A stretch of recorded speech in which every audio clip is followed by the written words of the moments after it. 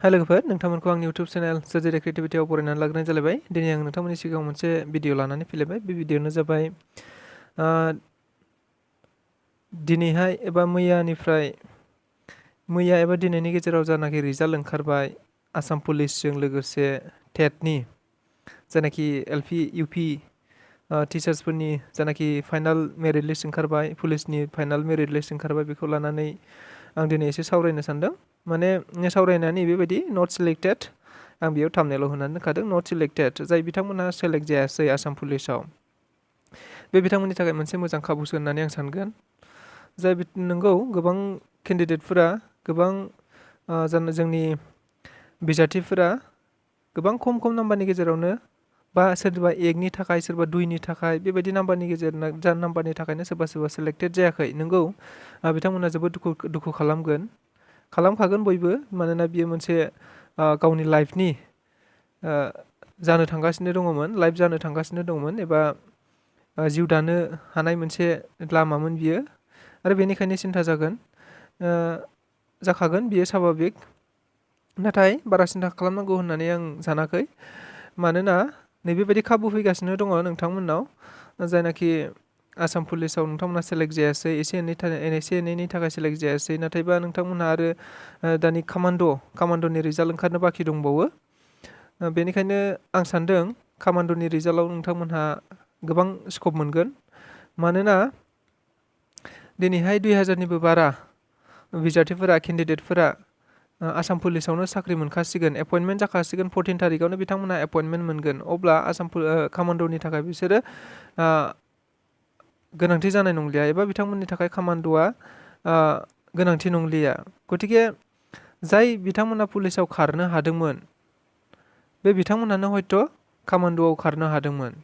गतिके कामान्ड'आव खारनो हानाय बिजाथिफोरानो 2000 गाहाम जुदि पुलिसाव थाङोब्ला, एबा 2000 जुदि माइनास जायोब्ला, गोबां केन्डिडेटफोरा कामान्ड'आव खारनो हानाय केन्डिडेटफोरा आसाम पुलिसाव दिनैहाय सेलेक्ट जायै माखासे केन्डिडेटफोरा निस्सय बेयाव चान्स मोनगोन।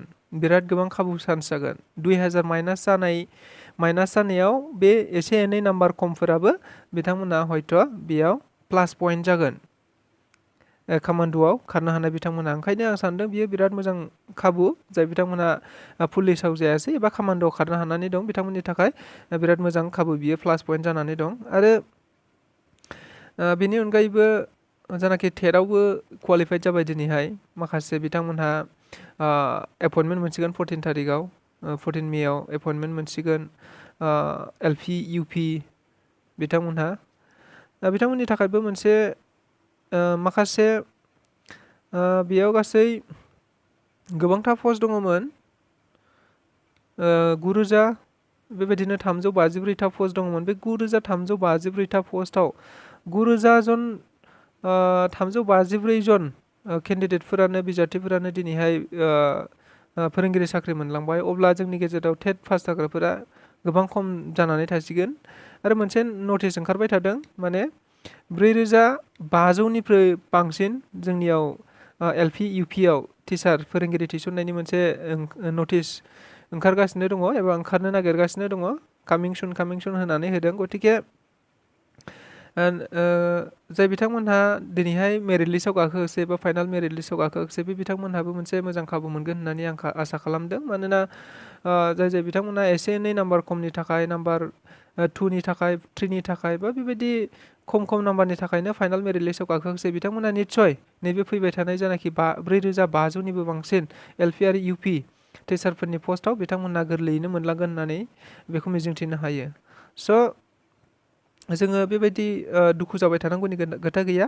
बेबायदि खाबुआ अनेक फैगासिनो दङ। आरो दायो जों नुबाय 26,000 बेबायदि 26,000 प्लास 22,000निबो बांसिन साख्रिया जोंनि गेजेराव फैगासिनो दङ, एबा दायो एप्लाइ जागासिनो दङ।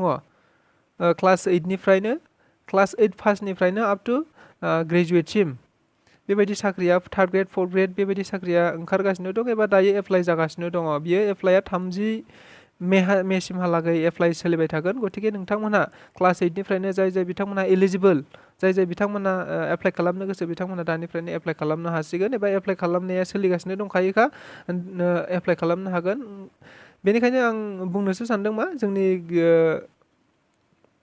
जोंनि जिउआव खाबुफ्रा अनेक फैगासिनो दं आरो बुंनो थाङोब्ला मोनसे आसाम सरकारखौ बाख्नायनांगोन होननानै बुङोब्ला नैबेखौ बाख्नायनो हायो जे गुबुन गुबुन बोसोराव हयथ' बेबायदि इसिबां रोजा बेबायदि साख्रिनि पस्ट ओंखाराखैमोन जानो हागौ, नाथायबा देग्लाय गिलु फालु साख्रिनि पस्ट ओंखारदों। बियो मोनसे बयनिबो थाखाय मोजां खाबु होननानै आरो मोनसे गल्डेन चान्स होननानैसो जों बुंनानै लानो हायो। गतिके नोंथांमोना थाबैनो खालामदो आरो आंनि भिडिअ होनानै दंखायो, नैबे भिडिअ आं डिसक्रिपसनाव लिंकखौ होनानै होगोन। नोंथांमोना आंनि भिडिअखौ नायबा निस्सय रोखा जागोन आरो बेखौ माबोरै एप्लाइ खालामनांगौ खालामनाङा बेखौबो आङो भिडिअ खालामनानै होखादों। नोंथांमोना डिसक्रिपसन बक्सआव थांनानै लिंकआव थुनानै नायोब्ला निस्सय बे भिडिअफोरखौ मोननो हागोन।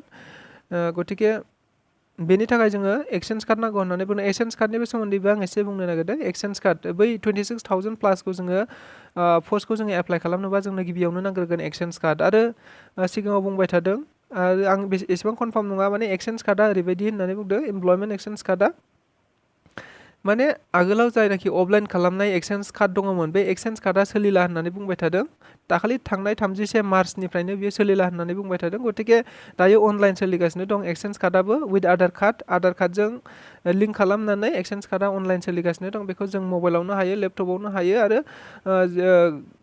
गासिबो बिथिंखौ जोङो अनलाइन जोंनि न'आव जिरायनानैनो गासिबो एक्सचेन्जखौ जोङो दसेनि 5 मिनिटनि गेजेरावनो, आधा घन्टानि गेजेरावनो जोङो एक्सचेन्जखौ नोंनि मबाइलावनो मोननो हायो। बेयाव गरसेबो फैसा नाङा, गरसेबो थाखा फैसा नाङा। गतिके नोंथांमोना गाव गावनि मबाइलावनो बे एक्सचेन्ज कार्डखौबो आथिखालाव खालामनानै लानो हानाय जाबाय। बेयाव जेबो फिस होनांगौ गैया। बेनिखायनो आं सानदों बियो जोंनि साफ्रोमबो लाइमोनफोरनि, लेखा गोरों बा जोंनि जाय बिथांमोना साख्रि मावनानै मोजां मोनो बिथांमोननि थाखाय बियो मोनसे मोजां अपरचुनिटि होननानैसो आं बुंगोन आरोखि। गतिके बेखौनो बुंनाय जाबाय जे नोंथांमोननि थाखाय बियो मोनसे मोजां खाबुसो होननानै आं सानगोन। स' गोजोननाय थाबाय। दिनैनि भिडिअआ बेखिनियानो। जिखुनु हक बयबो रेडि जादो, एग्जामफोरा फैबाय थागासिनो दङ, गोबां साख्रिफोरा फैगासिनो दङ। दानिफ्रायनो जोङो फरायनायखौ स्टार्ट खालामदो, प्रिपेरेसनखौ स्टार्ट खालामदो। बेखिनिखौनो आं नोंथांमोननो फोरमायनाय जाबाय। बेनिखायनो बेबायदि गोदान गोदान आपडेट मोनबाय थानो थाखाय आंनि इउटुब चेनेल सोरजि दा क्रिएटिभिटिखौ साबस्क्राइब खालामनानै लागोन होननानै आसा खालामनाय थाबाय। जाय बिथांमोना साबस्क्राइब खालामाखै लोगोसे लाइक खालामगोन। माबाफोर सोंनांगौ एबा साजेसन दङब्ला कमेन्ट बक्सआव कमेन्ट खालामनानै जाहाथे सोंहरो, आं हानायखिनिखौ बेबायदिनो रिप्लाइ होनो नाजागोन एबा साजेसन होनो नाजागोन। गतिके नोंथांमोनहा आंनि भिडिअखौ सिगांनिफ्राय जोबजासिम नायनायनि थाखाय नोंथांमोननिसिम बयनिसिमबो साबायखर बावनानै दिनैनि भिडिअखौ बेखिनियावनो फोजोबबाय। गोजोन्थों।